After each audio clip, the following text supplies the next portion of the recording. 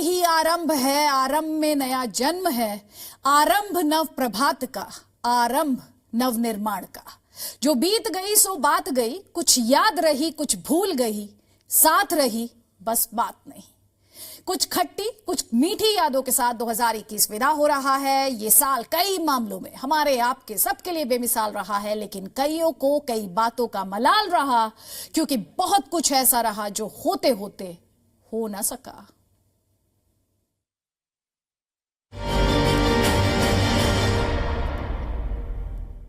इस अध्यादेश के माध्यम से खेती और कृषि के क्षेत्र में और किसान की स्थिति में क्रांतिकारी बदलाव आने वाला है। किसानों की मुश्किलें कम हो, इसके लिए हमने निरंतर काम किया है और जिसको करीब करीब पूरे देश ने आशीर्वाद दिए, देश के हर कोने के किसानों ने आशीर्वाद दिए। कृषि बिल पारित हुए, उसका हम पूर्णतः समर्थन करते हैं, क्योंकि व्यापार मंडल और व्यापारियों की आवाज थी कि मंडियों के बाहर पूरे देश में, मंडियों के अंदर सहित सब जगह मंडी शुल्क समाप्त हो। महाराष्ट्र से, बिहार से और सभी लोगों ने पत्र देकर कृषि सुधार बिलों का समर्थन किया है।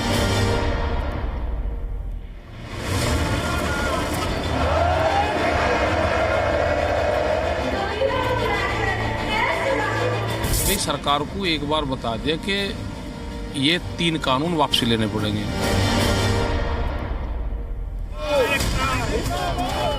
बिहार के बबलू ने, दिल्ली के डब्लू ने, रिंकी चिंकी पिंकी सबने समझा, हो ही गया। समझे भी क्यों ना, देश के प्रधान का अरमान फरमान बनकर संसद की गलियों से देश के गलियारे तक पहुंचा था। यह जो अध्यादेश है जिसको आज संसद में प्रस्तुत किया जा रहा है, इससे एपीएमसी एक्ट पर कोई फर्क नहीं पड़ेगा। फरमान भी ऐसा वैसा नहीं, अन्नदाता की तकदीर बदलने का ऐलान। निजी निवेश बढ़ेगा और ये निजी निवेश जब गांव तक और खेत तक पहुंचेगा, इसी से किसान का उत्थान आने वाले कल में होने वाला है। कि विधेयक को पुनर्स्थापित करने की अनुमति प्रदान की जाए। जो सदस्य इसके पक्ष में हाँ कहें, जो सदस्य विरोध में ना कहें, मेरे विचार में निर्णय हाँ वालों के पक्ष में हुआ। पर कोई था जो कह रहा था, बिल वापसी नहीं तो घर वापसी नहीं। ये 3 कानून वापसी लेने पड़ेंगे। यहाँ तो कहीं जाना, 2024 मई तक हम यहीं रहेंगे।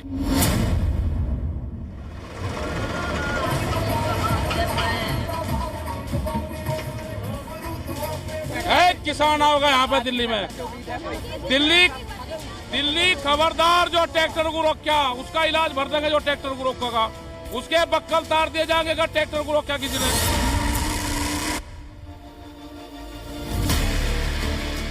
दिल्ली में ठंड प्रचंड थी, पर किसानों का हौसला उससे भी ज्यादा प्रचंड था।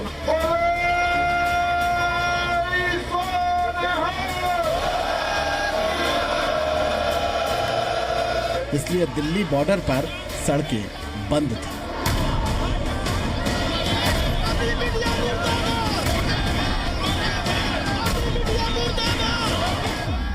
सड़कों से झांकते झांकते, फुसफुसाते, बुदबुदाते किसानों ने तंबू गाड़ दिया, लट बजा दिया। आंदोलन जब तक जारी रहेगा, जब तक भारत सरकार कानून वापसी नहीं लेगी, जब तक एमएसपी पे कानून नहीं बनाएगी।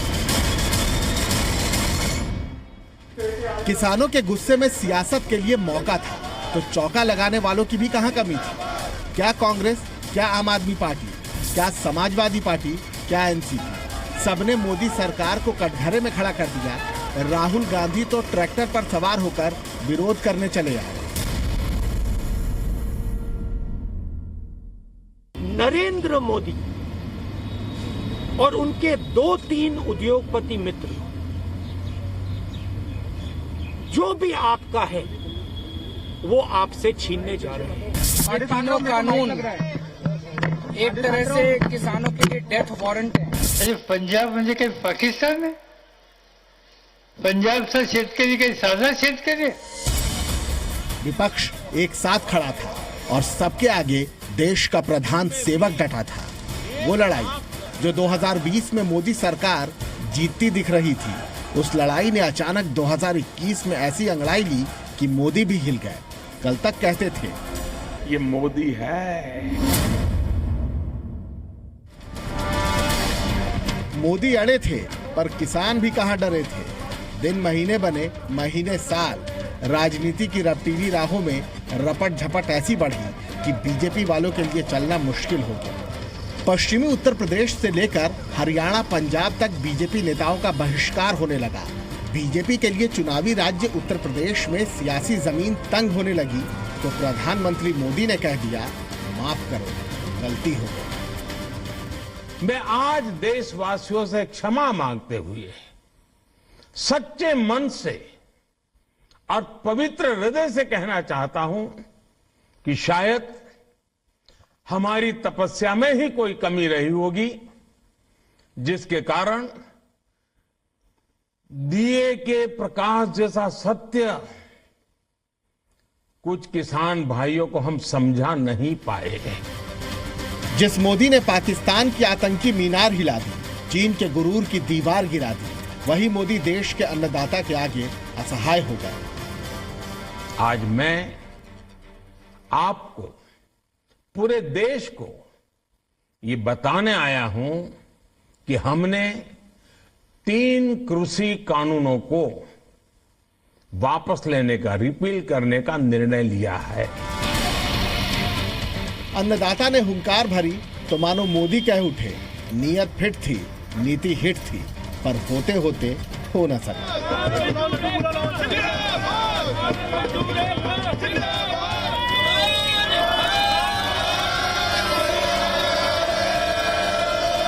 जाएंगे घर वापसी तो अब सभी जाएंगे, सब लोग अब फ्री हैं।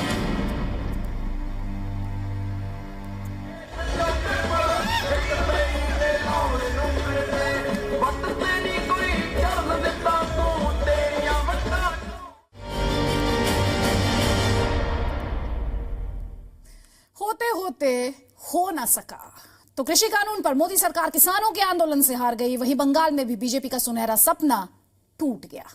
कई सालों की मेहनत, महारथियों का मोर्चा, धुआंधार चुनाव प्रचार से माहौल तो बना, लेकिन बंगाल में दीदी का तिलिस्म तोड़कर बीजेपी अपनी सरकार बनाने का ख्वाब पूरा नहीं कर पाई। दीदी ने बंगाल में बीजेपी को झटका दिया, लेकिन बंगाल के नंदीग्राम में अपने ही वफादार से बीजेपी के सिपासलार बने शुवेंदु अधिकारी से दीदी भी चुनाव हार गई।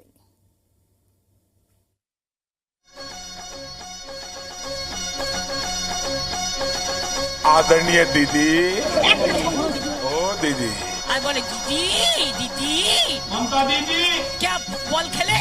खेला होवे निश्चय होवे। टीएमसी का खेला से क्या खा जावे खेला है?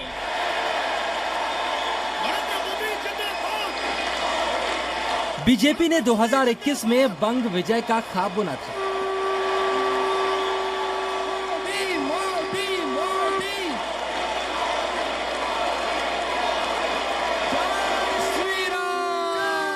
यूपी से, एमपी से, गुजरात से, राज्यों से, केंद्र से नेता, अभिनेता, खिलाड़ी सब बंगाल पहुंच गए।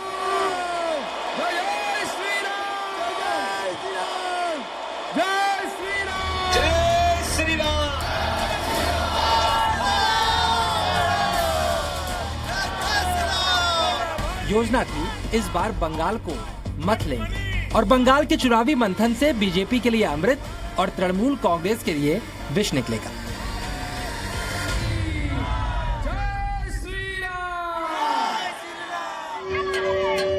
अब इस सुनहरे ख्वाब का क्लाइमेक्स भले ही बीजेपी के लिए सुखद नहीं रहा हो, लेकिन 2021 की बंगाल चुनाव की पिक्चर में हर वो मसाला मौजूद था जिसकी वजह से सारे देश में बंगाल चुनाव की टीआरपी टॉप पर रही।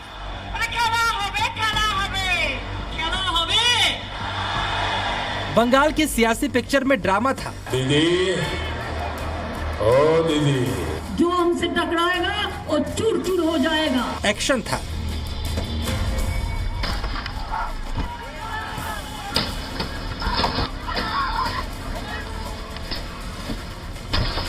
इमोशन था। एक से बढ़कर एक डायलॉग थे। और बंगाल का इतना प्यार बढ़ गया है कि बंगाल हमें 300 पार करवा देगा। और ट्रेजेडी भी थी।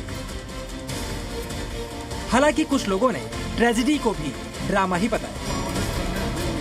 दिग्गजों के तर्कश से हर वो तीर निकला जिससे विरोधी लहूलुहान हो जाएं और अपनी पार्टी के लिए वोटों का जुगाड़ हो जाए। बंगाल के हर मुख से एक ही आवाज आ रही है, 2 मई দিদি যাচ্ছে। বিজেপিকে বোল্ড আউট করা হবে, তাহলে মনে রাখবেন একটি ভোটও বিজেপিকে নয়। बंगाल चुनाव से पहले खुद को मजबूत करने के लिए साम दाम दंड भेद हर नीति का इस्तेमाल हुआ। सुनील मंडल महाशय, नतीजा ये रहा कि कभी ममता के सबसे करीबी रहे नेता भाजपाई हो गए। भाई शुभेंदु अन्याय के खिलाफ, बंगाल की जनता के शोषण के खिलाफ आपका साथ छोड़कर मोदी जी के साथ आ रहे हैं। आपको दल बदल लग रहा है दीदी, मगर दीदी ये तो शुरुआत है, चुनाव आते आते आप अकेली रह जाएगी। शुभेंदु अधिकारी का हृदय परिवर्तन दीदी को आग बबूला कर गया। इंतकाम की आग ऐसी भड़की कि भवानीपुर को भूल दीदी चुनाव लड़ने स्वयं नंदीग्राम पहुंच गई।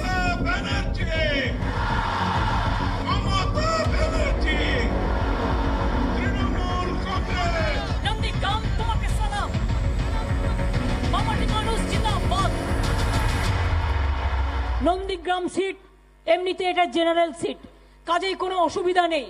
এমনকি আমি যদি নন্দীগ্রামে দাঁড়াই কেমন হয়, আমি হয়তো ইলেকশনের সময় অত টাইম দিতে পারবো না, কারণ আমাকে তো 294টা সিটে লড়তে হবে। সেই জন্য আপনারা কিন্তু কাজটা করে দেবেন, কিন্তু তারপরে যা কাজ আমি সব করে দেব, ঠিক আছে?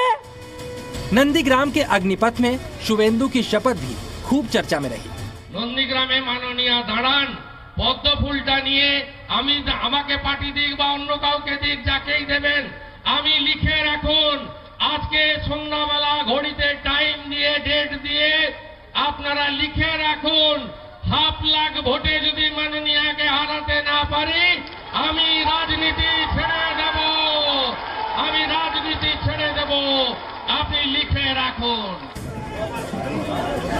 कुल मिलाकर हॉट सीट बनी नंदीग्राम का ऐसा रंग जमा कि बंगाल चुनाव से ज्यादा लोग नंदीग्राम के नतीजे का इंतजार करने लगे। आम दिनों में नेताओं के पास वक्त जरा कम रहता है, लेकिन चुनावी सीजन में मंदिर मस्जिद दरगाह पर भरोसा कुछ ज्यादा ही बढ़ जाता है। घंटी, आरती, दक्षिणा, आशीर्वाद सब पर श्रद्धा बढ़ जाती है। बंगाल चुनाव भी इसका अपवाद नहीं था।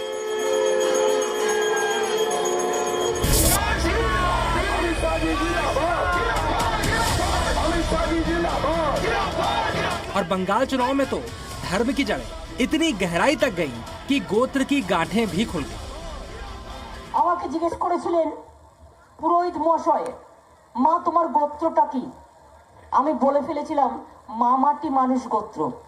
আজকেও তিনি যখন আমায় জিজ্ঞেস করলেন, আমি বললাম দেখুন আমার তো একটা পার্সোনাল গোত্র আছে, সেটা সান্ডিল্য, কিন্তু আমি মনে করি আমার গোত্র মামাটি মানুষ গোত্র।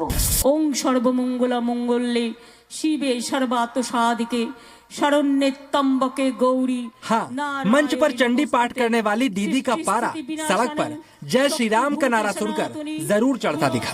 जय श्री राम।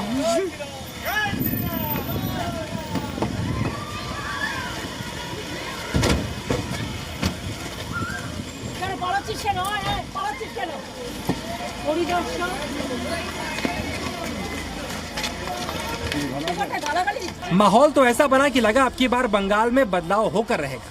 हर चरण के बाद कमल खिलने के दावे भी जोरदार हुए। दीदी का हर एक्शन देख लीजिए, सब कुछ स्पष्ट नजर आता है। शुरुआती रुख पता चला तो दीदी भवानीपुर सीट छोड़कर नंदीग्राम पहुंच गई। नंदीग्राम जाकर लगा और उन्हें लगा कि यहां आकर गलती कर दी है।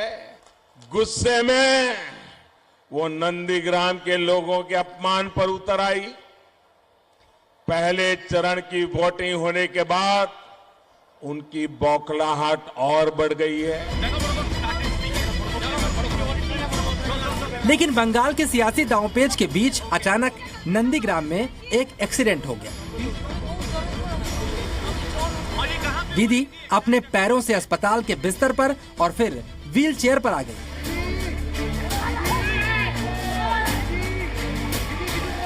नहीं, व्हील चेयर पर आकर दीदी की ना तो रफ्तार कम हुई और ना ही धार।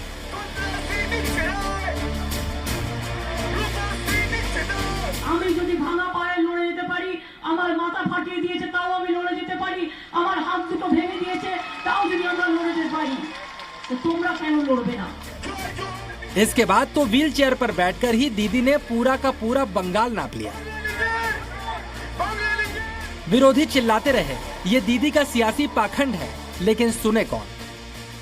और ये बहाना बना के ये आक्रमण हुआ, कॉन्स्पिरेसी हुआ, ये हुआ, मरने का कोशिश हुआ, वगैरह वगैरह बहाना बना के आम लोगों को, भावना को अपने पक्ष लाना चाहते हैं। बस यही मुद्दा है। আর খেলা হবে।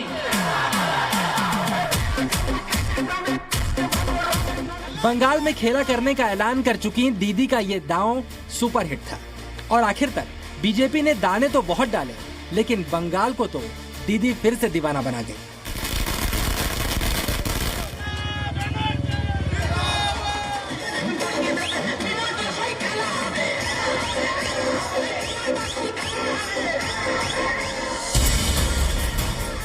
बीजेपी बंगाल में 2 विधायकों से नंबर 2 की पार्टी बन गई, लेकिन जो करना चाहती थी वो होते होते हो नहीं पाया।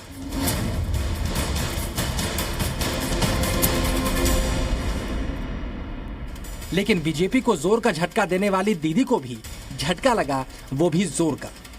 नंदीग्राम में शुभेंदु अधिकारी की शपथ दीदी पर भारी पड़ गई। प्रतिशोध लेने नंदीग्राम पहुंची ममता को नंदीग्राम के लोगों से ममता नहीं मिली।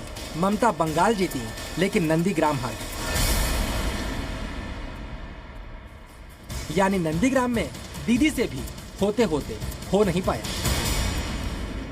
Forget one thing. For struggle, you have to sacrifice something. I struggled for Nandigram because I fought a movement. So I have forgotten now. It's okay. Let the Nandigram people, whatever they have given the verdict, I accept that. हाँ, बंगाल में एक और कमाल हुआ। प्रचार के आखिरी दिन तक व्हील चेयर पर सवार ममता बनर्जी जीत के बाद जब सामने आई तो व्हील चेयर गायब थी और वो अपने पैरों के बल आराम से चल रही थी। ये सियासत है। अगर चोट पर वोट मिले तो खोट की चिंता यहाँ कोई नहीं करता, और इस बार तो ममता दीदी ने सबकी छुट्टी कर दी। আমি আপনাদের সকলকে অনেক ধন্যবাদ জানাচ্ছি।